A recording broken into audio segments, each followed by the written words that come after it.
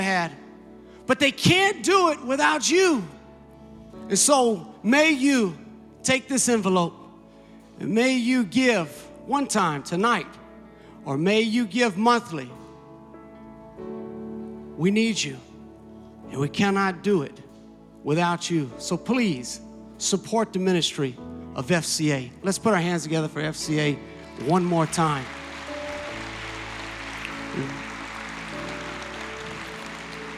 Before Chappie comes up and introduces our keynote speaker, we've got some buckets that are going to come around, and they're going to collect or in the back afterwards, in the back afterwards. So Chappie, where you at? Here he comes. Let's put our hands together for the dog fan, UGA chaplain, Mr. Chappie. Thank you, bro. Well, I really appreciate y'all being here tonight, and thank you. And who was your first speaker 10 years ago? Tommy Bowden. When was Coach Rick? 9 years ago? 8 years ago? No, we were in the Mountain Center. Somebody was there anyway. I was there. Anyway, did anyone say how great Longstreet's food was tonight? Is Tim awesome? Thank you, Tim. My name is Kevin Hines. I serve with the Fellowship of Christian Athletes at the University of Georgia with the basketball team. I'm here tonight to introduce not only our keynote speakers, but our guests. In 2002, Derek Moore became the chaplain, the FCA chaplain for Georgia Tech.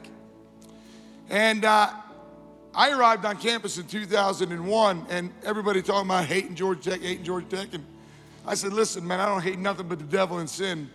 I'm from upstate New York, and I don't know nothing about Georgia Tech, and so I don't hate nobody. I married Derek Moore, and I can promise you, I love Derek Moore. I love you. He's been on this other sideline for 15 years. Okay, 14 years, okay. Man, we're about the gospel. We're about pointing people to Jesus. We're about loving players right where they're at. We're about discipling these young men in hopes that they will utilize their platform for the glory of God. We're serving our King. So it's at a different school. In 2007, Thomas Settles came to the University of Georgia to be the chaplain, and he is the chaplain for the football team. Beautiful young man. Chattanooga, Tennessee, went to Morehouse College, met Derek, and hopefully they'll get into that a little bit. And Thomas has been serving now with the University of Georgia, doing chapel services, going to hospital visits, doing what chaplains do, loving these young men, these coaches, right where they're at, with the glory of the gospel of the King, Jesus. Tonight, Jeff Foxworthy is coming out to MC. And Thomas, I love you. I can't see you, but you're back there. But I love him dearly. And then Jeff's coming. You know, people tell me all the time, man, you know Jeff Foxworthy? Well, yeah. You know Derek Moore? Well, yes, I do. Well, how do you know him? Georgia, just being at Georgia. You meet a lot of people. I met a guy that runs a chicken place over here in Habersham the night I see over there. How'd you meet him? I'm at Georgia. Oh, man, I can't believe Jeff Foxworthy. You know him? Yeah, Jeff Foxworthy's a regular dude, man. He's just a guy loving God imperfectly, loving his wife and his children imperfectly, but a guy that God loves perfectly. A guy that grasps the gospel. I met him several years ago. I love Jeff. He's been so kind and gracious to my family, to me. He's helped FCA so much. And he comes here on his own. We're not giving him nothing. He's doing it because he loves the King and he loves to share the gospel. But he's a man that has a heart and a passion to see people come to Christ. I want to say this as he comes. Jeff, if you'd come up here, I want to say one last thing. It's true. It's so true FCA needs money to operate. We give Bibles, we send people to camps. There's people in here that are loaded, man. And you could help so much. We're over here scraping and scrimping, and it's great. The Lord, listen, in Psalm 103, the Lord owns the hills, the cattle on 1,000 hills. It's all his anyway. He's just letting you have it for a little bit. So please, give to FCA. We just had a governor, and I'm not going to get into politics, even though I'm running for sheriff of Oconee County. Oh, hey, I'm getting into politics here, but we just got blackmailed by the NFL. That's my opinion. That's my opinion. But listen to me. It doesn't matter because it's not about hate and love. It's about the gospel. It's about the gospel. And it's getting darker and darker, as Jason said, and we're letting our light shine. But you know what?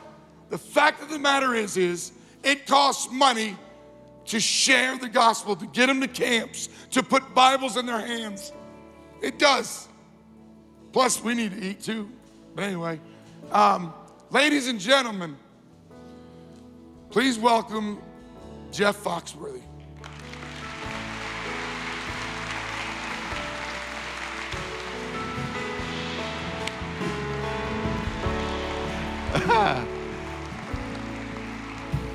Hello, Chappie. Once he started on the political stuff, I'm like, well, I may go get something to eat here for a little bit.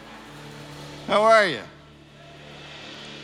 I'm very thankful that this is an FCA event. When I got invited up here, but when I started hosting Are You Smarter Than a Fifth Grader, you never know what people want you to talk about.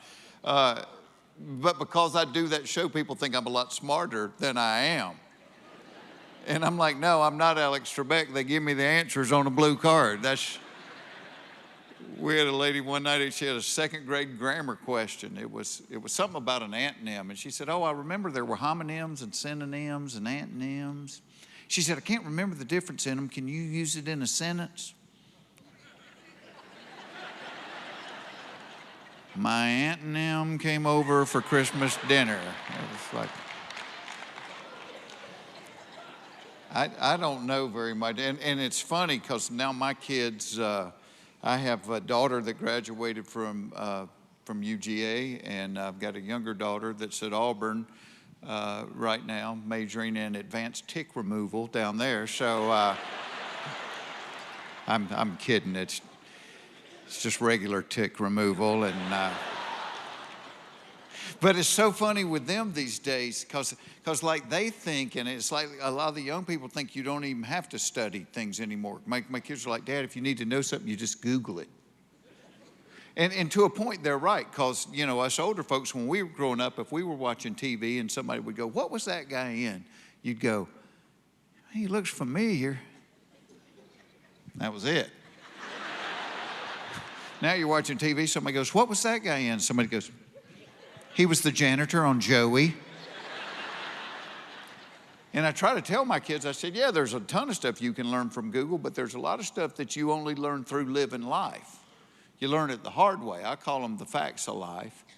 Like, here's one right here, fact of life. If you are trying to get to the bathroom in an emergency situation, it is not a wise idea to unbutton your pants in transit in the effort to save a couple of seconds.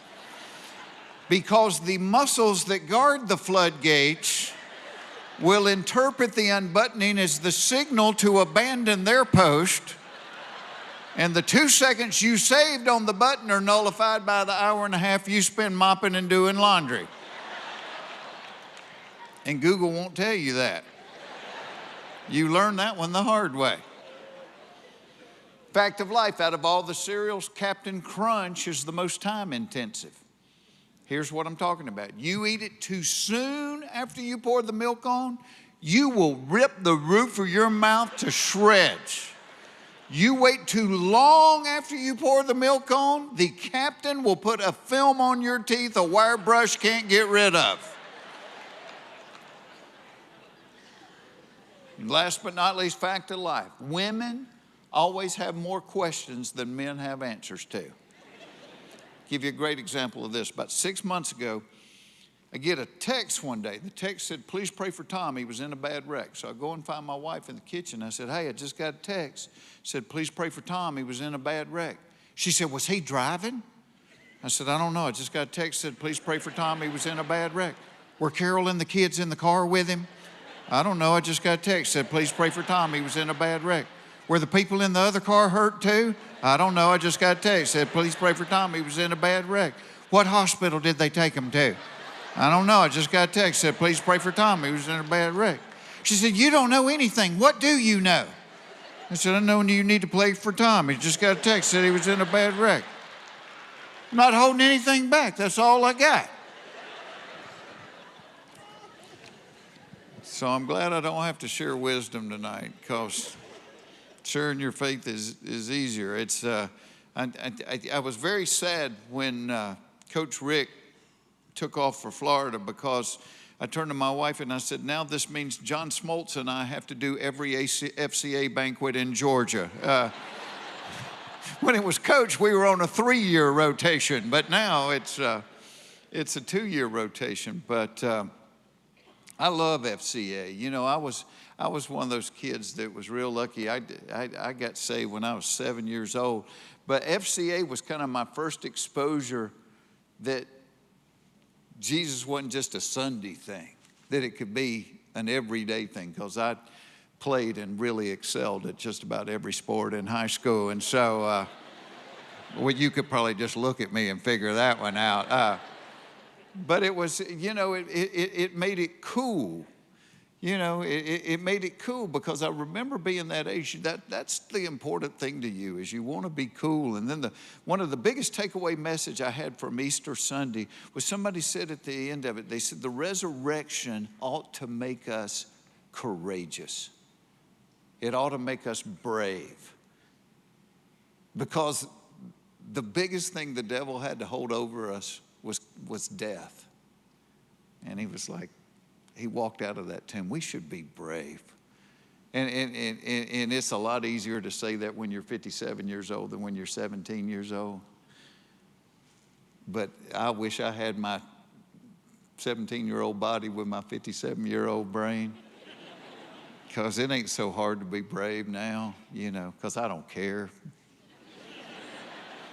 I love Galatians 1:10. Am I now seeking the approval of man or of God? It's like, you know what? I'm going to live my life in such a way that God approves of it. And if you don't, I don't care. I don't care. But I thank you people for hearing it. But I want you to be brave in a lot of ways. Brave not only sharing your faith. I want you to be brave with your money. I want you to be courageous with your money, because this doesn't happen without it. You know, and it's so easy to get caught up into that anxiety of going, well, what if, I have found every time in my life, see, nothing prepared me to have money. I grew up in Hateville. We had a dirt yard. Nothing prepared me to have money. And so once I got money, I'm like, I got to buy some good boots now. You know, I mean, rednecks aren't prepared for that kind of thing. But I got to the point now where I just kind of trust God with it. It's like, because I'll get a stack of requests this big, and I'm like, God, I'm going to read them, and when you want me to give some money, I'll do it. And when you tell me, yeah, I'm going to ask you how much, because it ain't mine anyway.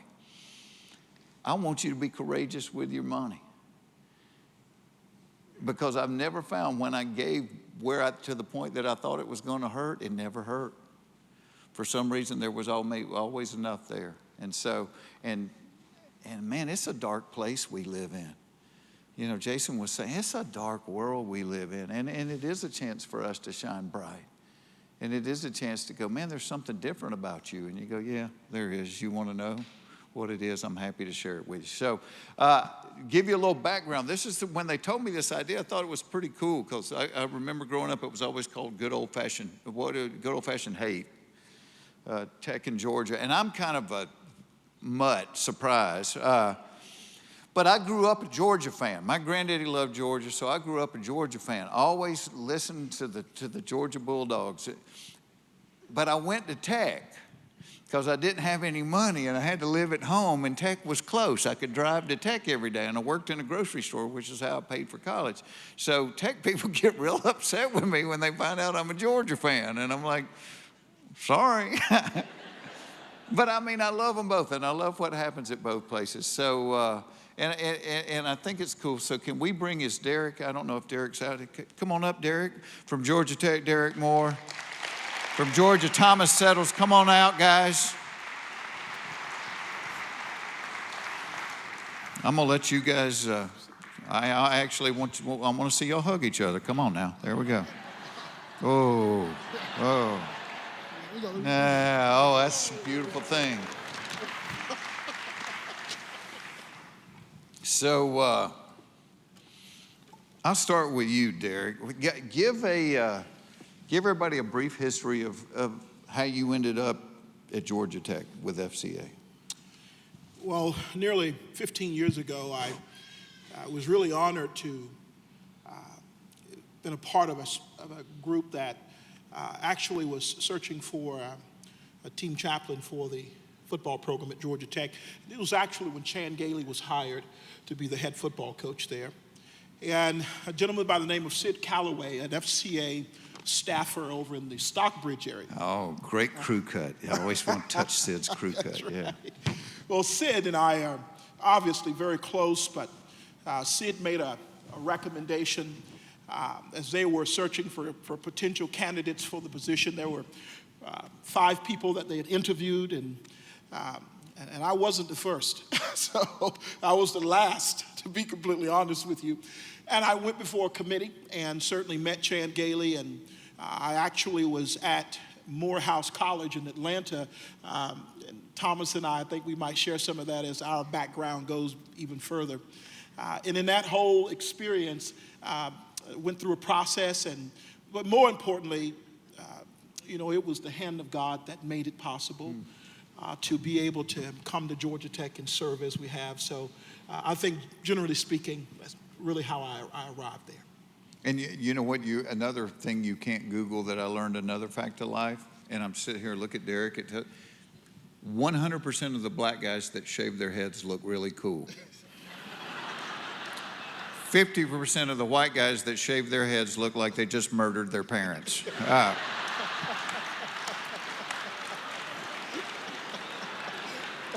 That's a good lid right there. So Thomas, give everybody briefly how you ended up at UGA. So after I graduated from Morehouse College, I went to Samford in Birmingham and graduated with my MDiv, and I had already had a job lined up to work at a church in the Atlanta area. And one of my buddies was looking for a position, and he saw a posting for a chaplain at the University of Georgia. And my buddy applied for the position, went through the process, and that crazy guy who was out here earlier, Chappie, told the guy, he said, well, I'm not really interested in you, but do you have anybody you can recommend? True story. And that guy gave Chappie my number, and the rest is history. Oh, that is so cool. And he is crazy, but I love Chappie. So, see, I think it would surprise people being a Tech Georgia thing that you guys, and it is interesting, this is the first time you've ever done an FCA event together, right? It is. Yeah. See, I feel like, I don't know, like some kind of peacemaker here or something. What is the relationship between you two guys? I mean, do you talk on a regular basis, or? We do. I was blessed to play a little football at Morehouse College, and at the time, Derek was actually there as our chaplain. And I tell people all the time, never despise small beginnings, and never look past somebody who's not as athletic or not as great. We always say we minister to the star athletes as well as the walk-ons, and I was one of the walk-ons at Morehouse, and Derek really challenged me. He invested his life in me. I was a Christian before I got to college, but Derek opened up his home, opened up his relationship with his wife, really showed me what it meant to be a godly husband, a godly father, and he just poured his life out into us at Morehouse. And I'll say this to give him a lot of credit. I'm serving at Georgia. Another one of our teammates is serving as a chaplain at Auburn. And a third guy is at University of Washington and also serving as the football chaplain for the Seattle Seahawks, all because one man made a decision to pour his life out into 3 young men. So I think that's worthy of recognition. That is cool. So what all, I mean, you know, we're asking them to invest their money and their time. What all does a chaplain do at a big university like that? Well, you know, it's quite first of all, it's an incredible opportunity, but one that comes with tremendous responsibility as well. And I certainly think day-to-day operations, you know, involve, obviously, if we are charged with our football programs. This primary ministry focuses on our university campuses, whereby which we serve that team through the endorsement of the administration, as well as obviously the head football coach, because without the head football coach providing access, then it's very difficult to really invest in and work daily with our student athletes.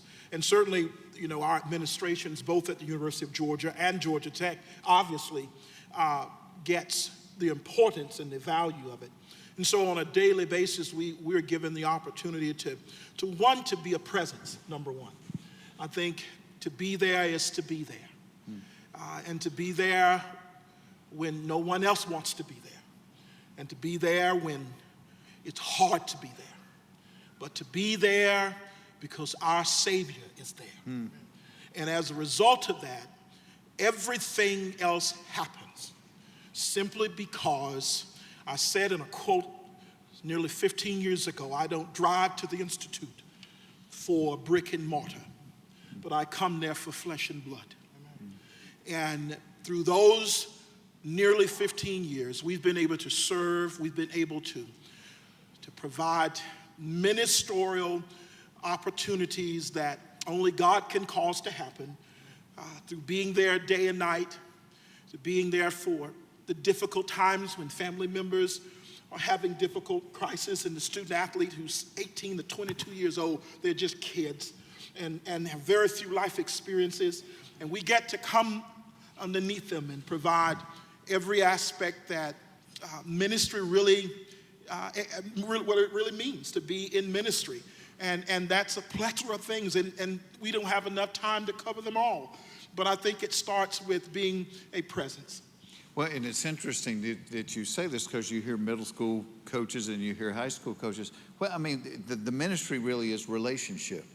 It is relationship, and just delving down into the garbage of people's lives, you know, and walking that walk with them. Absolutely.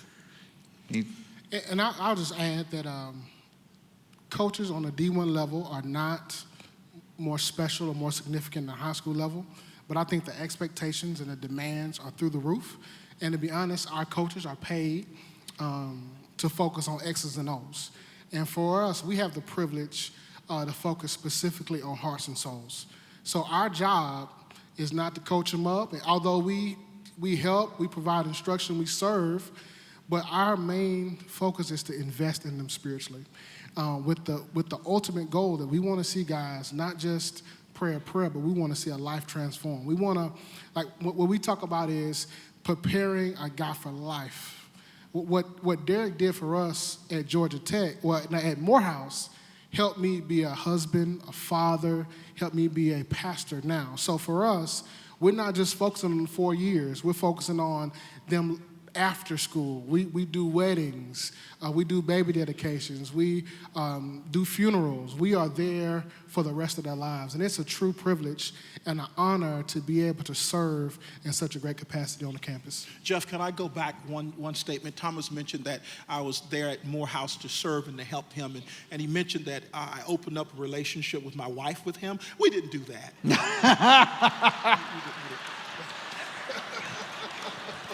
Well, Chappie said that I was an imperfect husband, and I'm going on 31 years of that. So this ain't my question, but Jason Lester, you can ask him about this, but he wants to know what your one-loss record in the football game is with each other. Oh, God. Jason, you know, I'm not coming back again. Okay, so let me ask you about this, because it says on here that Thomas says that you won't stay and pray after the game unless Tech wins. Is that true? And then he said when Tech won in 2014 that you prayed for an hour and a half on the field.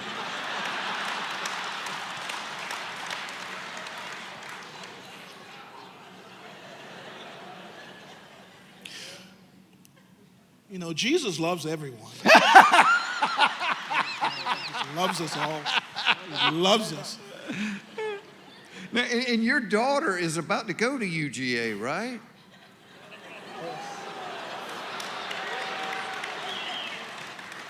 Traitor! You know, I think when I showed up at Athens last year to do the FCA banquet, and I pulled in, and Coach Rick was pulling in, and I had that Auburn Dad sticker on the back of my car, and he just looks at me, he's like, really? And I said, Coach, do you know how much that sticker costs? As much money as I spent, I'm putting a sticker on my car. Yeah. It's a brave thing to invest in these relationships with people. And you know, it's funny when Jesus said, feed my sheep. Whenever you see sheep portrayed on TV or in a children's coloring book, they're always fluffy and white. But if you're a redneck like me and you ever been around sheep, they're not. That's right. They got poop everywhere. And that's part of the deal of feeding my sheep is it gets dirty sometimes, and it gets stinky sometimes, and it gets messy sometimes, but they're still sheep. I tell y'all a story. This is, it doesn't have anything to do with comedy, but when my girls were little, I got two daughters. They wanted these cats for Christmas, and so my wife and I went down to the rescue thing, and we got two cats, and they were named Sam and Andrew. That's what the girls named them. And Andrew kind of looked like a poor man's Persian cat, and Sam was a black cat he had 8 toes on each foot and white paws, a cool looking cat.